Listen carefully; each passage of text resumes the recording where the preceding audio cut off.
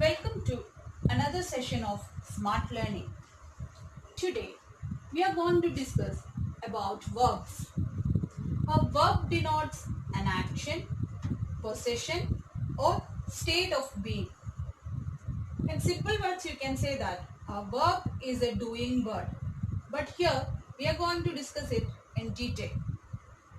Now, let us see these words. Action. We have already told that verb shows an action. What do you mean by action?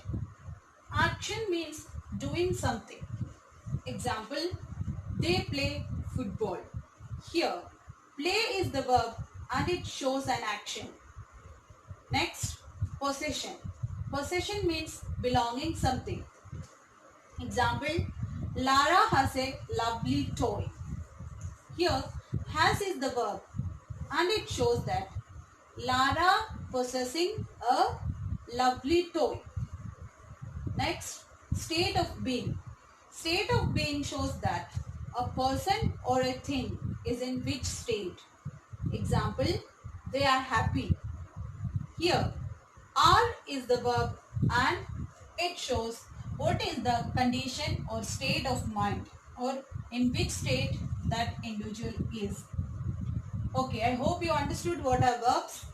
So you can say that verb is a doing word in a simple sentence, or verbs can be denoted an action, possession or state of being.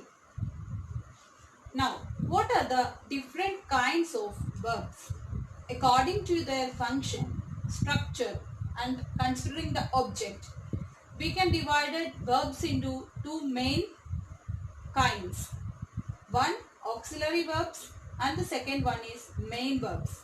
Main verbs, as you know, play, run, dance, drink, draw, etc. Here, today we are going to considering auxiliary verbs. Auxiliary verbs are helping verbs.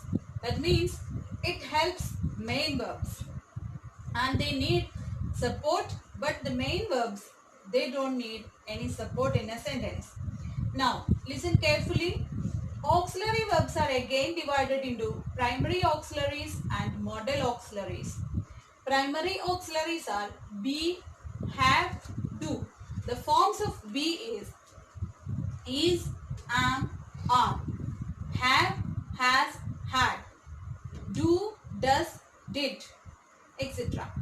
Now, modal auxiliaries are can, may, must, would, should, could, etc. Main verbs and auxiliary verbs. The main difference is that main verbs are the primary verbs in the sentence. That means they shows the actual action in a sentence and they are independent in the sentence. What do you mean by independent in the sentence? That means they can stand themselves in a sentence. They don't want any support. Okay, let it be. Now, auxiliary verbs. Auxiliary verbs, as we have discussed earlier, we can divide it into two forms, primary auxiliaries and modal auxiliaries. Now we are going to consider primary auxiliaries. Primary auxiliaries are helping verbs. Now we can say that the primary auxiliaries like is, am, are, was, were, has, had, do, does, did, these all are functioning as a helping verb. It supports the main verb in a sentence. Now, come to the different forms of primary auxiliaries. According to their function, primary auxiliaries are divided into three. State of being, that is be, possession, has, action, do. And what are the different forms of these main primary auxiliaries? First, we will consider be. Listen here. In the present tense, how we will use the different forms of be. The different forms of be in present tense are is, are. Then, where will we use is, where will we use am and are. Listen very carefully.